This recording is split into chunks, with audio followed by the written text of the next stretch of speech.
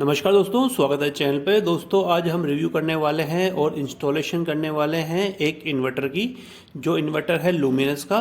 दोस्तों जितने भी इन्वर्टर होते हैं, कोई भी बैटरी हो तो उसके कनेक्शन सबके सेम ही होते हैं, उनके आउटपुट इनपुट वायरिंग वगैरह सब कुछ सेम होती है। तो हम आपको इसकी वायरिंग भी करके दिखाएंगे और इसका अनबॉक्सिंग भी करके दिखाएंगे।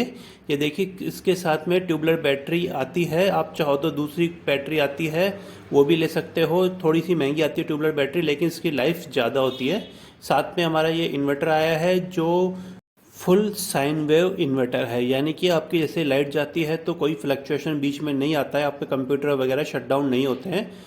तो ये फुल साइन वेव आता है। एक आता है स्क्वायर साइन वेव, वो थोड़ा सा इससे कम एडवांस होता है। ये इसके अंदर काफ़ी सारी आपको इंडिकेटर मिल जाएंगे, यानी कि आपकी बैटरी चार्ज हो रही है, जब आपका यूपीएस पे है या फिर इको पे है। तो इसकी जानकारी मैं आपको बाद में देता हूँ। बाकी इन्वर्टरों की तरह इसके अंदर भी आप पीछे से देखेंगे तो सेम ही वायर निकले हुए हैं। दो वायर निकले हुए हैं मोटे मोटे, जो बैटरी के साथ कनेक्ट होंगे, रेड और ब्लैक। जो रेड वाला है वो प्लस बैटरी के कनेक्ट होगा टर्मिनल पे, और जो माइनस वाला है वो ब्लैक वाला कनेक्ट होगा।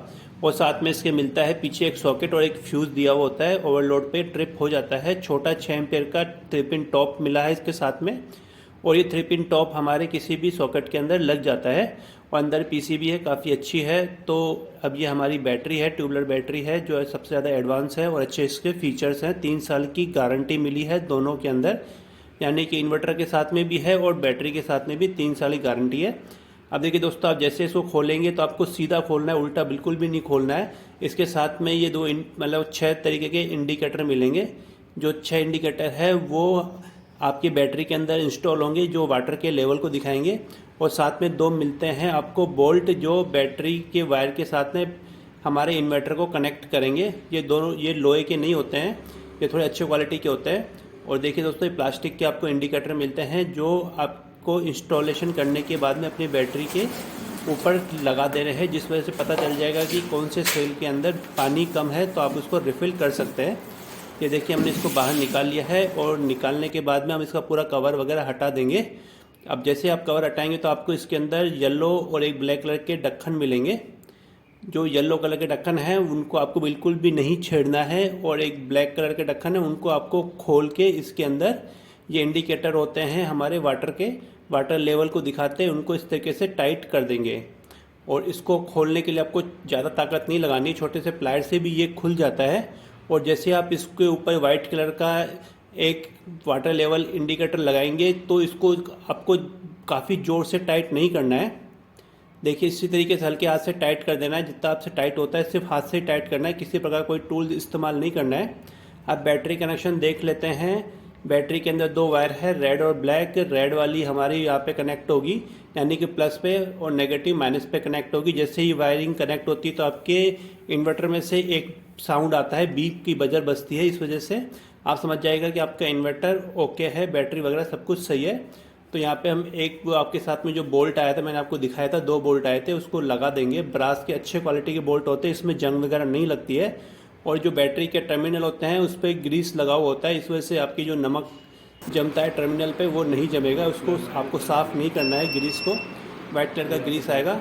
अब देखिए, जैसे हमने इसको टच किया तो हमारी बैटरी से पावर गई है हमारा इन्वर्टर तक, और यहाँ पे आपको कुछ इंडिकेटर दिखाई देंगे पावर ऑन के और बैटरी चार्जिंग के, यानी कि आपका सब कुछ सही है। अब हम आपको इसके आउटपुट कनेक्शन करना सिखाएंगे। सबसे पहले आप यहाँ पे अपने सॉकेट के अंदर टेस्टर की सहायता से आपको चेक करना है फेज किस तरफ है। देखिए, यहाँ पे फेज इस कोने वाले पोल में से आपको दिख रहा है, तो यहाँ पे हम अपना एक वायर कनेक्ट करेंगे 3 पिन टॉप के द्वारा, और 3 पिन टॉप में सिर्फ फेज वाला वायर ही कनेक्ट करेंगे।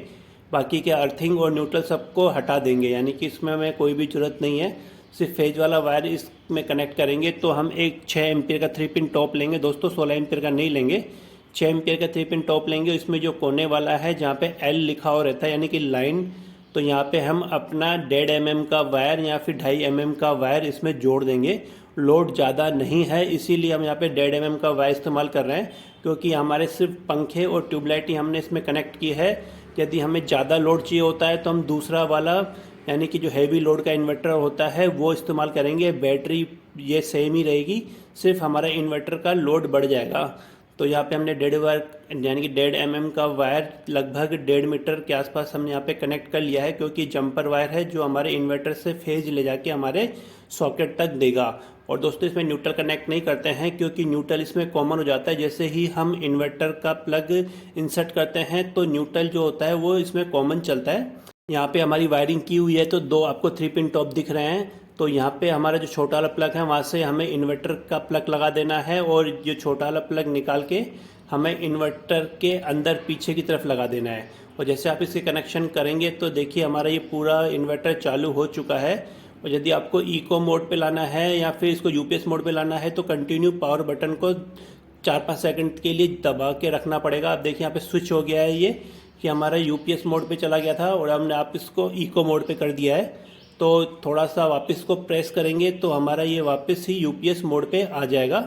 दोस्तों यूपीएस और साइन वेव पे ज़्यादा इसमें अंतर नहीं आता है। इको पे ज़्यादातर लोग हम इसको रखते हैं। यदि आपके पास कंप्यूटर वगैरह ज़्यादा है तो आप यूपीएस मोड भी इस्तेमाल कर सकते हैं।